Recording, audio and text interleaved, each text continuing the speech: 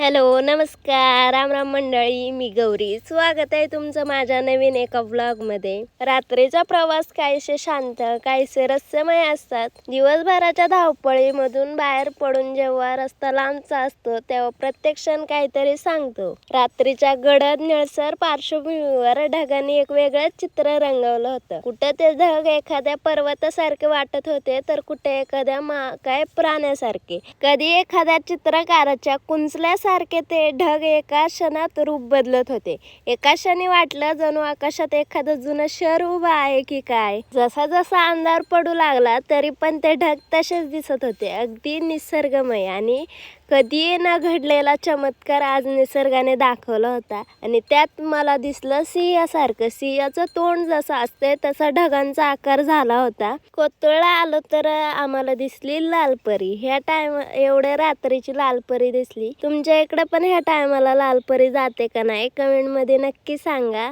मग काय आम्ही गेलो पुढं. आम्हाला सांगितलं तर भाजीपाला घ्यायला. मग काय आम्ही गेलो भाजीपाला घ्यायला. भाजीपाला वगैरे घेतला ना आम्ही निघालो डायरेक्ट घराच्या दिशेने. अंधार पण आम्ही जातो घरी. तोपर्यंत तुम्ही व्हिडिओला लाईक शेअर कमेंट आणि चॅनलला सबस्क्राईब करून घ्या.